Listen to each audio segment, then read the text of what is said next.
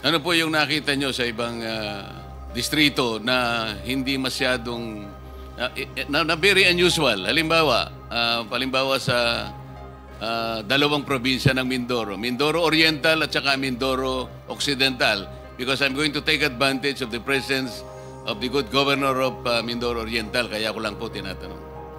With no offense meant, Your Honor, kay Gov. Dolor and to my fellow congressmen ng district congressmen, ang una ko pong napansin doon is lumobo yung dalawang Mindoro, isang Oriental, isang Occidental. Ang NEP po nila is hindi lumampas ng 2.5 yung NEP nila, pero ang GAA po nila is kano ba? 20 billion. So, nagulat ako. Sabi ko, in fairness doon sa mga district congressmen, Your Honor, hindi po nila kaya gawin yun. Hindi kayang gawin ng regular congressman na magdagdag. Hindi naman po sila miyembro ng Committee on Appropriations. Parehong first-term congressman po yun. So, hindi nila kakayanin magdagdag ng ganun kalaki. Kasi ang hirap po, di ba? In my case, nag-request ako 1.2 billion, ang nabigay lang 569. So, paano namang itong congressman na to, makakapagdagdag siya ng ganun kalaki? So, chinek ko na po, sino yung naglagay ng mga pondo doon. Sige po. Tapos po, nagulat din ako kasi, siyempre makikita ko doon sa proponent, tsaka doon sa district congressman. Nagulat po ako na, for example, alam ko po kayo dating party list, Your Honor. Pero may dalawang party list po doon, nasa BICAM lang, hindi ko alam yung sa small committee, ay nadagdagan sila ng 2 billion. Anong party list po? Ako Bicol at BHW po. Ang alam ko po, Your Honor, ang party list congressman, ang allocation po yata, kung di ako nagkakamali, but I'm sure you know better, is 100 to 150 million lang. Tama po yun. Kapag kayo po ay party list representative, tuwang-tuwa na po kayo pagka nakakuha kayo ng 170 million. So sinasabi po ninyo, dalawang party list yan, 2 billion po yung nakuha. Sa BICAM po. Sa BICAM. So hindi ko na po na-check, Your Honor, yung kasi one-man team to, ako mismo ano nito eh. So, balikan po natin yung sinabi nyo without any offense meant dun sa representative po dyan sa Mindoro Oriental at saka Mindoro Occidental. Kayo na po ang nagsabi na parang wala naman sila sa kalagayan na manghingi ng ganung kalaki sapagkat hindi naman sila kasing sikat ng isang Toby Chanko. Hindi po. Kung kayo nga po nanghingi ng ganito, kalahati lang ang naibigay. Sabi po nyo kanina, hindi sila lalampas ng at least 2.5B. Pero ano pong nakita ninyo? Naging 20 sa makatwid. Magkano po yung nadagdag? Sa ngayon po doon sa inyong nakita. 17, ganyan. Di ba? From sabihin mo 2.5 to 20, di 17.5. Tapos ang isang nakita ko po doon, under proponent, nagulat po ako na yung proponent ng mga dagdag sa distrito na to, under BICAM, is si Congressman Saldico na 13 billion.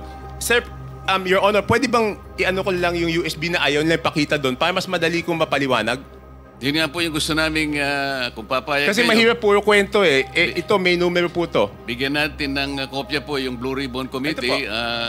May I direct staff of the Blue Ribbon Committee to please secure the copy from Congressman Tiangco para makita po natin yung binabanggit niya. Yeah, I would like to direct this question to... Let me acknowledge also the presence of Senator Bato. Continue, sir. I would like to direct this question to Congressman Toby Chanco. Sir, sabi niyo parang 17.5 ang nilobo nung budget. Tama po ba yun? Kunin ko lang po yung eksaktong records para sigurado. Kasi parang sinasabi nyo, 2 something lang ang request nung district na yon. And you don't believe na hindi nila kaya yung kasi mga ordinary at mga bagitong congressman. Tama po ba yon? Hindi naman po ordinary, sir. Regular. Yeah. Regular. What I mean to say, sa district ho na yon. Tama po ba? Yes, Your Honor. Ang tanong ko po ngayon, sir, may naririnig po tayo, ito po yung common lingo ito, yung sinasabing parking fee. Hindi ho kaya nagkaroon ng yung pondo na yon ay pinarada lang dito ng isang congressman na hindi naman taga roon? Ito ang tawag ay parking. Have you heard that, Mr. Chair? Yes, sir. Yes, Your Honor. Nadinig ko na po yun. Pero dalawang term po yan, di ba? Kung matatandaan nyo sa Kongreso, isa yung parking, isa yung sagasa. Could you tell us the difference Di ba yung between parking, Your and sagasa? Honor? Yung parking rep, Tiangco, medyo kabisado ko, pero yung sagasa, hindi ko pa, pwede bang ipaliwanag mo yung sagasa? Hindi. Yung parking po, Your Honor, is nakiusap ka dun sa district congressman, Yes. pumayag yung district congressman. Yung sagasa po, Your Honor, is wala kang magagawa sa ayaw mo't sa gusto. Mas matindi pala yun. Oh, Your Honor,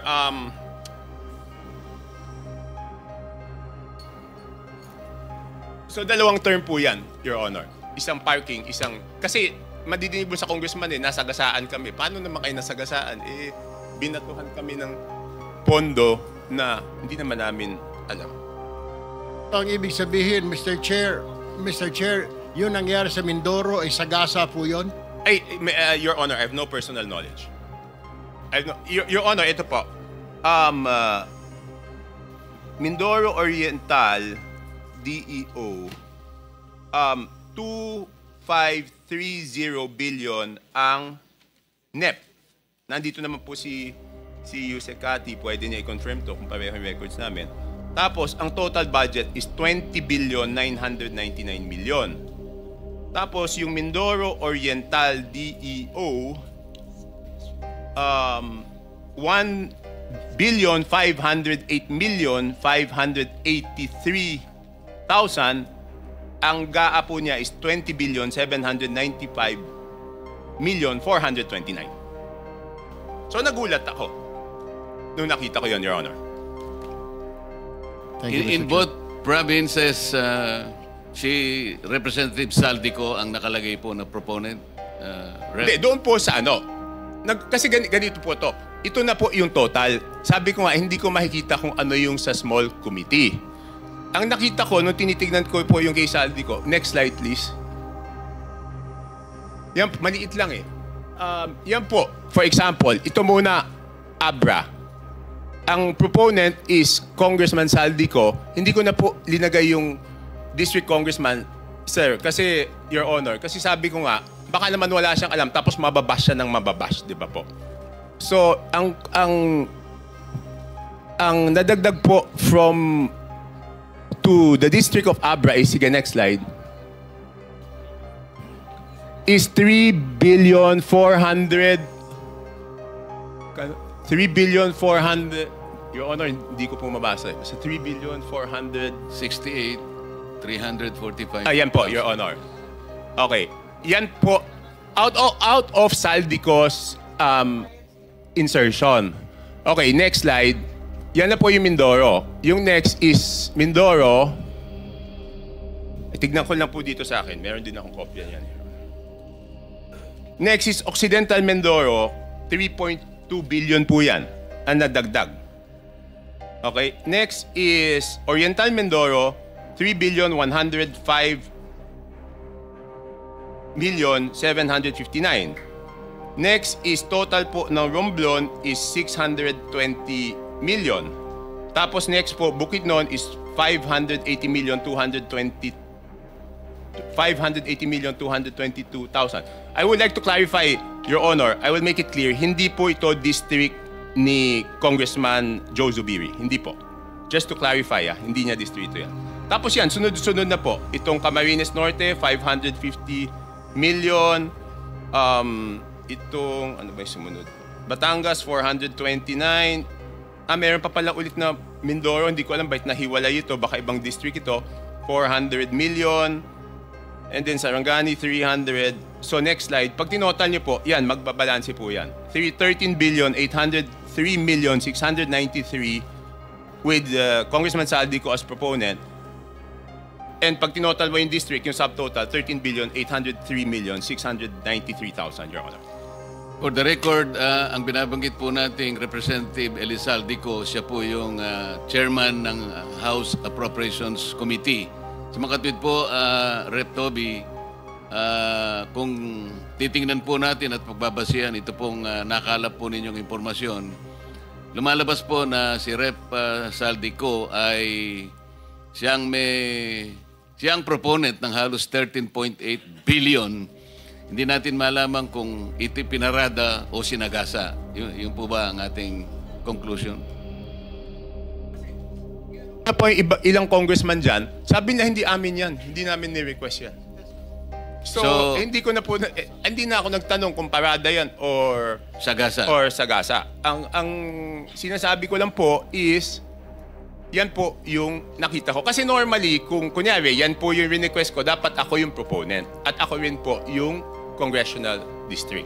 So pag magkaiba, magtataka kayo bakit eh. Chair, baka may dadagdag si Gov. Dolor, dahil puro Mindoro ang binabanggit. Yun nga po, may I take advantage of your presence, Gob. Total, nababanggit naman po ang inyong probinsya. Siguro po, makapagsalita kayo sang-ayon po dun sa revelations po ni Representative Toby. Nag-request po ako kay Gov. Dolor. Tapusin ko lang, mabilis na lang to eh. Okay. Yes. So makikita ko po, yung Ako Bicol, yan po, ang BICAM is 2,295 million. Next slide. Yan. Next slide. Yan. Ang Ako Bicol, ang ano po niya, ang napunta po sa BICAM pa lang is 2,295 million. Again, hindi ko alam yung small committee. And then yung BHW po, ang total is 2,064. At ito po, Your Honor, buti na lang naagapan to kasi po, hanggang ngayon, hindi po rini-release yan. Kasi nung natuklasan na ganyan, nakakapagduda, hindi po ni-release.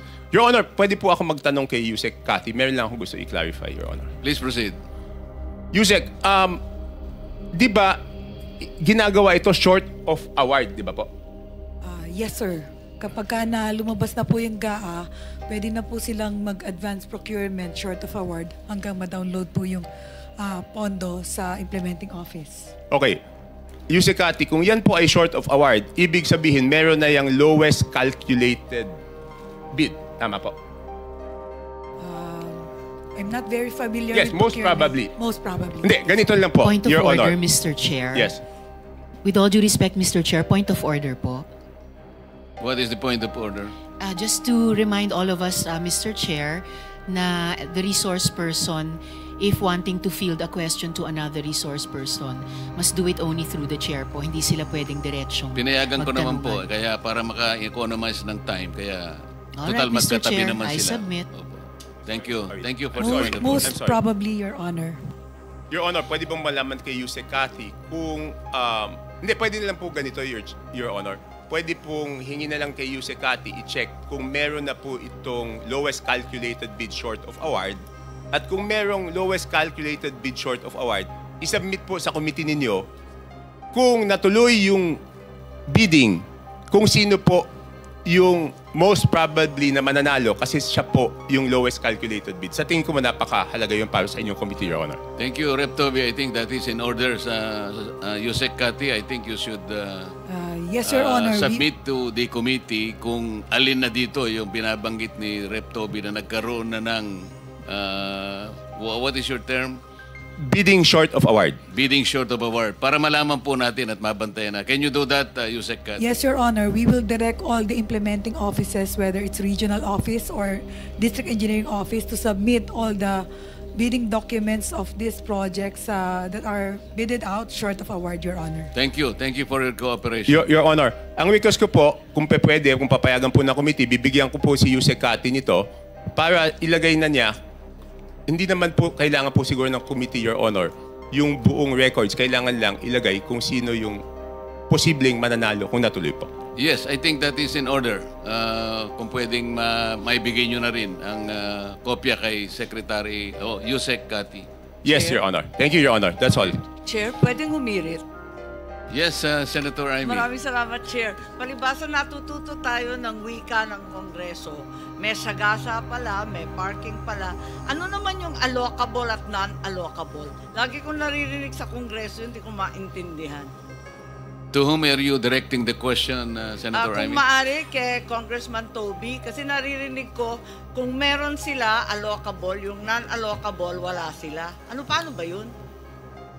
Your Honor, hindi ko po alam yung allocable at non-allocable kasi importante lang, pag lumabas po yung NEP, ang titignan ko po lang po doon is yung total NEP. Hindi ko na po tinitignan ko ano po yung allocable tsaka non-allocable. Baka po si Yusek Cathy po ang nakakaalam, Your Honor. Yes, Mr. Chair, mukhang alam ni Yusek Cathy. Your Honor, Mr. Chair, let me explain. Yung not allocable, yun po yung hindi naman part ng district allocation. Ito po yung mga big ticket projects like foreign assisted na hindi naman po bumababa sa district maintenance fund, equipment fund, preliminary and district engineering fund, right-of-way fund. Yun pong district allocable, yun po yung based on, a parametric formula that the Secretary Bonoan has instructed to prepare at least to determine more or less ano po yung ceiling ng budget kada distrito, Your Honor, Mr. Chair. So, sa pagtingin ng district, halimbawa yung district engineer, yung sinasabing allocable, yung kanya na ibibid. Tama po, ba Your yun? Honor. Tapos yung non-allocable, Opo. madalas napupunta sa region o di kaya sa central office. Ganun ba yun? Your Honor, most probably, Your Honor, yes. Hindi po part ng district office yung non-allocable. Okay, thank you.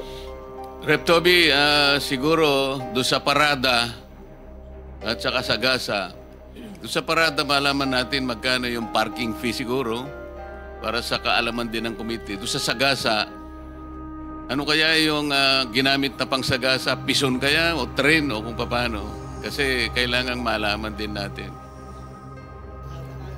Your Honor, hindi po ako sumasama sa mga usapang parking, so hindi ko po Opo, alam po namin yun. Baka lang alam ko po, hindi po ako pumapasok sa pagsisiyasat ninyo ay makatulong naman kung ilan yung mga parking fees po. Sapagkat sinusuri na rin po ito, kaugnay din ng pagtukoy natin sa maanumalyang mga flood control projects. Your Honor, pasensya na po. It's baka third-hand information, chismis eh.